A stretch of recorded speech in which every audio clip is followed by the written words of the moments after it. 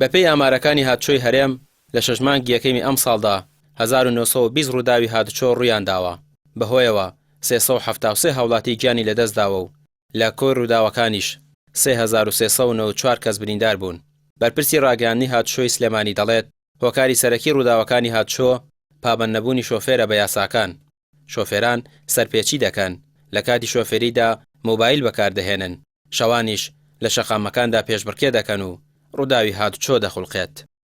بە شێوازێکی گشتی و ڕووداوانی کە ڕوودەدەن بەپێی کەشف فێڵکاریەکان کە دەکرێت لەلایەن ئەفسەرانی هاتوچۆ، بەپێی واقعی حاڵ کە دەیبینین زۆر ئۆتۆمبیلانی کە گێچەکانیان ڕادەوەستێ بەهۆی گورزی پێکدادانەکە دەبینین فاکتەری خێرا ئێجگار بوونی هەیە، دەبینین ئاسەواری برایەکێکی دوور و درێژ لە شقامەکان بوونیان هەیە. وێڕای ئەوە خودی شۆفێران خۆیان سەرکێشی و یاساشکێنی خۆیان ئێستا بۆتە مۆدێلێک تۆمارێکن، دەڵێ ئەو من 200 ڕۆم، ئەوە من پێشبڕکێیەکەم ئۆتۆمبیلەکەی تر نمایش دەکات. ئەمە ئەومان پێ دەڵێ کە ئەمڕۆ یاساشکێنیەک و سەرچڵەیەک و نالۆژیکی هەیە لە پرۆسی شۆفێریکردنداش. ئۆتۆمبیل بۆ نەکراوە لە ڕاستیدا ببێتە ئامرازێک بۆ مەرگ، بۆ کارەسات، بۆ ڕووداوی هاتوچۆیی. بۆیە ئێمە مرۆڤەکانی خراپ ئەم ئامرازەوە ئەم کەرەستەیە بەکاردێنین. زۆرینەی ڕووداوەکان فاکتەری خێرایی لە ڕاستیدا حزوری هەیە. ئەوە دەبینین کە سەرپێچی هەیە لە شوێنێکدا کە پێویستە تێپەڕاندن بە ئەنجام نەگەێنرێ بۆ نمونە ئەو بە ئەنجامی دەگەینی گوێ ناداتێ، پێچکردنەوە تیاقی دەغەیە ئەو دەیکا.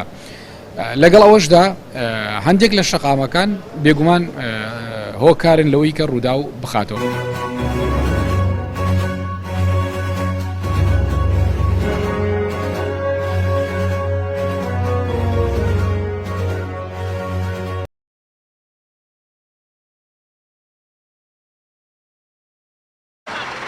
پێشتر لە سلێمانی چەند ڕێکخراوێک لە بواری هۆشیارکردنەوەی هاتوچۆدا کاریان دەکرد و پرۆژەیان بۆ بەڕێوەبەراتی هاتوچۆ هەبوو، بەڵام بەهۆی قەیرانی دارایی کارەکانیان ڕاگرتووە.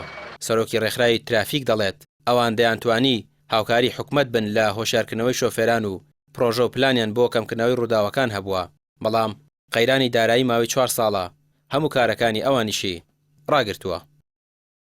کە ڕێکخراوەکانی بواری هاتوچۆ هەموو ئەو ڕێکخراوانەی ترکە NGO نووسەر بە فەرماگەی ڕێکخراوە حکومەتەکانن کارەکانیان تا ڕادێکی زۆر وەستا و ناتوان چالاکبوون کە لە بوارەکەی خۆیان. داواکانی هاتوچۆ شتێکە لە هەموو دنیای یەخی مرۆڤایەتی گرتووە و ئێمەش ئەوەندەی پێمان کراوێ هاوکاری مەسەلەن بەڕێوەبەرایەتەکانی هاتوچۆ تەنانەت وەزارەتی ناوخۆش بووین بۆ لە پێناوی ئەمە کۆمەڵی پرۆژەمان پێشکەش کردەوە. چەند پرۆژەی خۆشمان هەبووە کە بەشی تیا بووە کە خزمەت بووە با بڵین بە کارمەندانی هاتوچۆ. بۆ نمونە لە ساڵی 2014 پرۆژەیەکمان هەبوو هەگبەی ترافیک، ئێمە کارمەندانی هاتوچۆ ئەفسەر و کارمەندەکان کورسی با بڵین ئیسعافاتی ئەوەلیمان بۆکردنەوە، فێرستەیمان بۆکردنەوە تا بتوانن کە ئەوە بخەنە منهەجی فێرکردنەوە لە نووسینگەکان. ساڵانە سەدان هاوڵاتی دەبنە قوربانی ڕووداوەکانی هاتوچۆ و ڕێگەوبانەکان.